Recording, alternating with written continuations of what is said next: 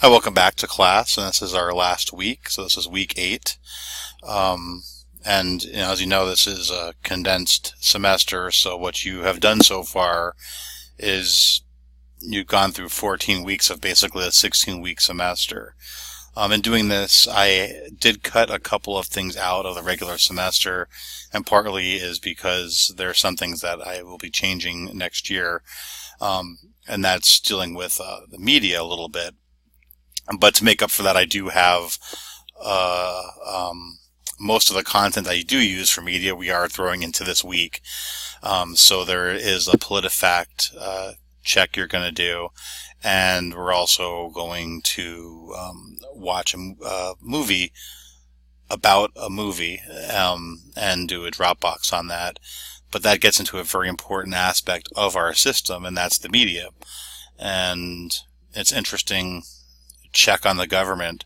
It gets a lot of information across that may not otherwise get to us. It also holds people's feet to the fire, and sometimes the media is totally wrong. And so it's something that also needs to be checked.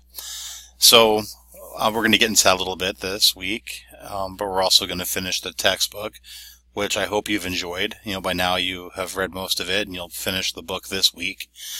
And I do really try to find a readable textbook for every class I have. This class, we're pretty lucky in it. This is a very good book. It's well written, and I've had a lot of feedback on the book over the past few years I've been using it, where people like the readability. I have other classes I offer that the book reads a little bit more like a owner's manual for a machine, so it's not as enjoyable. But this one is readable and to the point, which I think is important, especially for an 8-week class that's covering 16 weeks of work. So, pat yourself on the back. You've gone this far, and so far most of you've done very good at keeping up. To this point, we've had numerous letters published. So far we have 3. The third one published today, this morning. This is Sunday that I'm recording this, and I'm really proud of you. That's a pretty good size of the class, and if you haven't yet, please publish your letter. You'll get extra credit points, and it's fun to do. The reason I have you do that is it actually shows that you have a say, so you have some input into our system. Your political voice isn't just limited to being a politician or going for governor or a state representative or running for the presidency or Congress.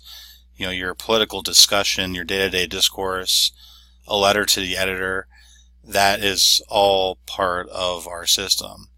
And things can go a very long way from a letter.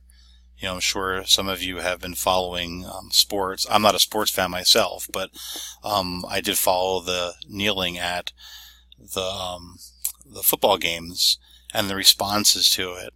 And that actually started because of a letter. Colin Kaepernick used to sit for the anthem, for the Star Spangled Banner, out of protest about police violence. There was a ex-Green Beret named Nate Boyer who wrote an op-ed.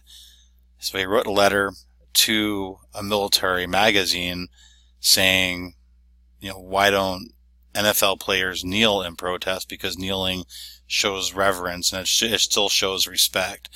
From that, Colin Kaepernick and Nate Boyer had a meeting, and it was discussed the reason why the military would respect kneeling for the flag during the anthem.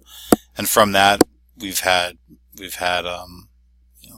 it's become something a little bigger, and now it's been totally politicized, and the discussion has gotten very far off track of what the initial intent was.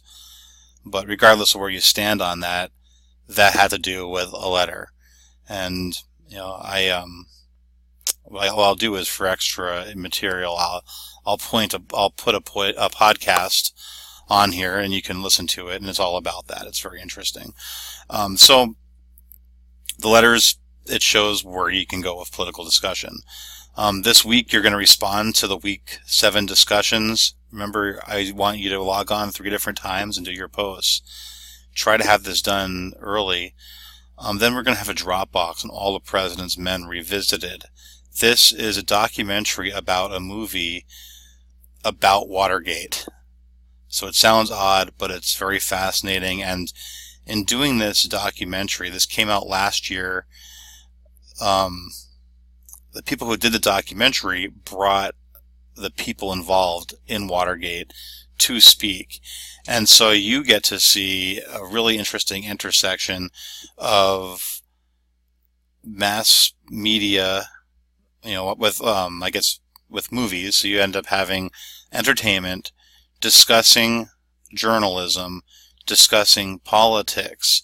And so this is a documentary about a movie that's about a real event. And this event, part of the reason I want you to watch this is it shows how our class intersects with the impeachment of Nixon. And so you'll get to see it wasn't one thing that did it. The news had a very large part, but so did people in the courts and Congress, also his own public administration, and our cultures, our organizational cultures, and our institutions. And so you get a very interesting look into something after the fact, and you'll see people on both sides of the issue. So you'll see the prosecutors, you also see people from Nixon's administration who, some of them paid a very large price for their involvement. So there were indictments that came out about Watergate, and I think you'll find it interesting. So you're going to do that. Then you're going to go to a website called PolitiFact, and you're going to have to do a fact check. So you're going to find a fact that you find interesting that was checked by PolitiFact, and we're going to use that for our discussion. Lastly, there's an Eric Merkley TED Talk. And one interesting thing in political science is comparative political science. There's a concept called outsight, where you use ideas from other places. This is a TED Talk from Canada where Eric Merkley is a political scientist, and he's discussing political polarization and political biases. And he's looking at America while discussing political biases because, we have a real issue here with them. But they do in Canada as well. So he discusses that. It's a very interesting TED Talk. Then we have week 8 discussions. There's 3 topics. And this is where this week will be different. Our week ends on Friday. The last day of class is Friday. What you're going to do is you could post your response, and to get your credit, I would prefer you to respond one time on 3 different days. However, I will give you full credit as long as you do a response to at least 3 different students on each thread. So you'll have to read and respond to at least 3 students, and you do that and you could be done. If you do that, I want you to come back and check and see if anyone asked you questions, and of course post responses. I still want our community to go with our discussion as far as we can with this, but we have a weird time constraint with the summer semester. I'm sure you understand. There's chapters 11 and 12 of the textbook. You're going to have the open book quizzes for those. Make sure your op-ed Dropbox assignment is done. I did put that out there last week for you. But make sure you get that done. It's a different assignment than letter to the editor, so make sure you don't just copy the same letter.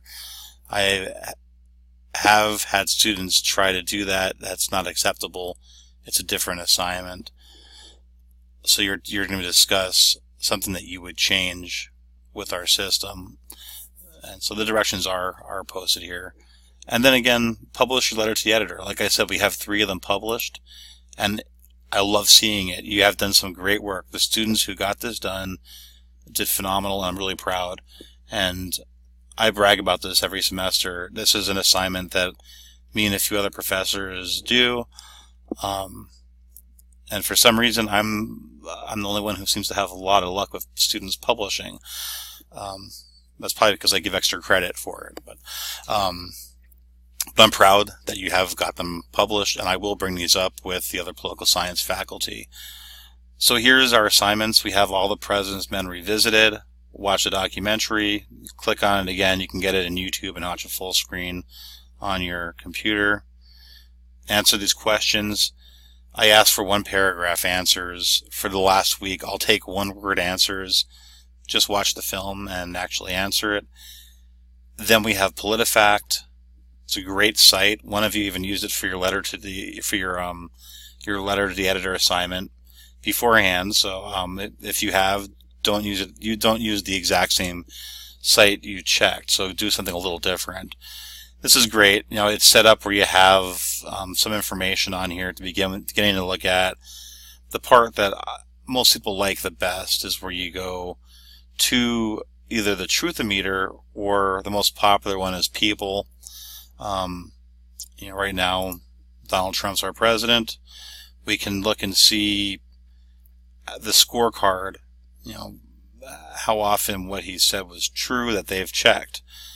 Often was mostly true. Then we can find out how many times there was a false statement. We can also go back to Obama, look at him. They have a slightly different outcome. But in looking at this, one thing I do want you to know is some things they score are sometimes things the president or the politician has very little control over.